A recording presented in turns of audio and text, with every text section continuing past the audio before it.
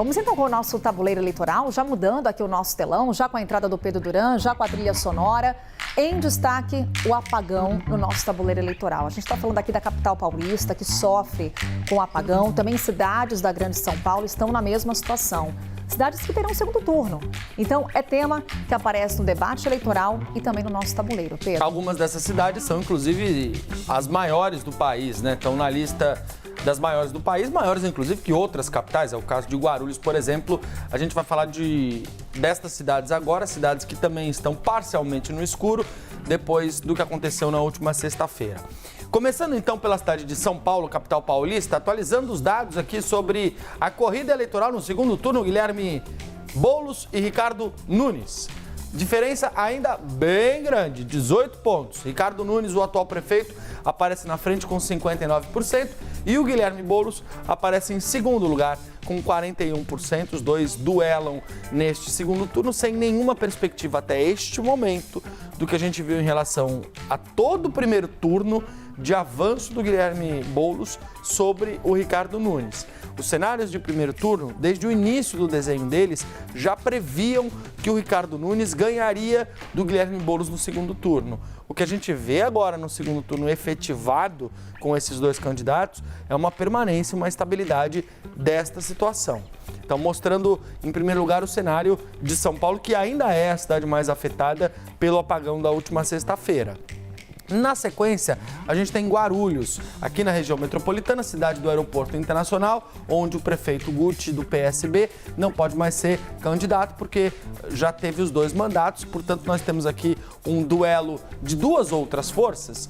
O Lucas Sanches, que é apoiado pelo ex-presidente Jair Bolsonaro, do PL, que agora também tem o apoio do governador Tarcísio de Freitas, com 56%, na comparação com o Eloy Pietá. O Eloy disputou a eleição pelo PT, foi prefeito pelo PT, mas disputou a eleição pelo Solidariedade, está disputando sem o apoio do PT num primeiro momento, pode recebê-lo neste segundo momento. Ex-prefeito da cidade tem 44% na intenção de votos na cidade aqui da região metropolitana de São Paulo. Saindo do eixo São Paulo-Guarulhos, saindo da rodovia Presidente Dutra, da Ayrton Senna, e indo para o ABCD, a gente começa com Diadema, onde você tem dois candidatos disputando o segundo turno com uma pontuação mais próxima. O Taka Yamaguchi, do MDB, mesmo partido do Ricardo Nunes, aqui na capital, com 52%. E tem também, em segundo lugar, o José Felipe, do PT, com 48% no nosso tabuleiro eleitoral. Apertado esse cenário, hein, Pedro? E destaque aí para Diadema, que sofreu muito com a chuva forte da última sexta-feira, também com registro de apagão, queda de árvore, e esse é o cenário que a gente tem. É também questão que vai para o debate eleitoral por lá. Pois é, Carol. E aí você sabe que o José Felipe, que já ocupa essa cadeira de prefeito, já tem a tentativa de conduzir a cidade, né, de voltar ao cargo de prefeito, tem uma aprovação considerável da população, mas neste momento está com alguma dificuldade de poder fazer frente ao MDB. Se não ganha em Diadema, pode ser a extinção do PT nessa região do ABCD, que é uma região onde o PT já teve importantes prefeituras, já comandou cidades importantes, como, por exemplo, Diadema. Diadema, para quem não é de São Paulo, é bom que se diga, é uma cidade grande. Em muitas avaliações é tida como uma cidade dormitório, porque muita gente mora em Diadema, mas trabalha em São Paulo, ou trabalha em Guarulhos, trabalha no ABC, trabalha em outras cidades.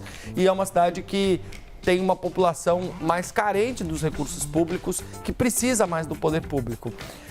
Esse cenário aqui está mais parelho. É possível que essa eleição troque, que a gente tenha uma inversão de posições, diferentemente de outros cenários onde a situação é um pouco mais estabilizada. E aí a gente chega em São Bernardo do Campo, a nossa última cidade de hoje, ainda no ABC Paulista, Carol, que é uma cidade onde você tem um histórico de domínio de prefeituras do PT e do PSDB. Mas o Orlando Morando, prefeito, não conseguiu fazer a candidata dele chegar no segundo turno.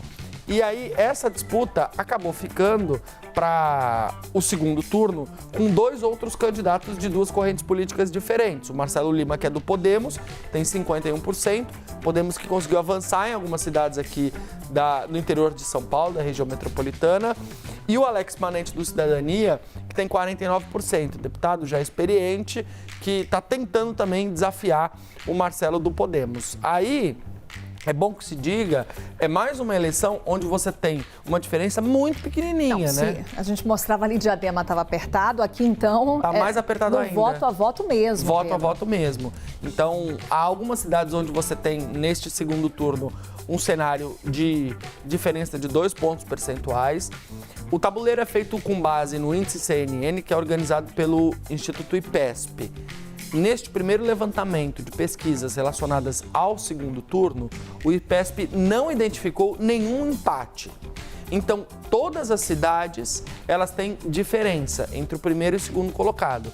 Como os votos levados em consideração pelo índice CNN no segundo turno são os votos válidos e não os votos totais, diferentemente do primeiro turno, são excluídos os brancos e nulos, este é um dos cenários mais apertados do Brasil, onde você tem apenas 2 pontos percentuais de diferença entre o primeiro e o segundo colocado. Evidentemente que em cidades que tiveram problemas como o apagão, este tema vai aparecer e já está aparecendo no debate eleitoral, até para que a população possa avaliar qual é a capacidade das gestões municipais de enfrentar crises como essa. A gente viu, por exemplo, no primeiro turno, na cidade de Porto Alegre, como as chuvas e as inundações que aconteceram no Rio Grande do Sul no início do ano pautaram o debate eleitoral. E agora a gente percebe que outros temas como o apagão também passam a pautar o debate eleitoral agora no segundo turno, nesse teste de resiliência para os atuais prefeitos e os indicados por eles, né? É não à toa, né?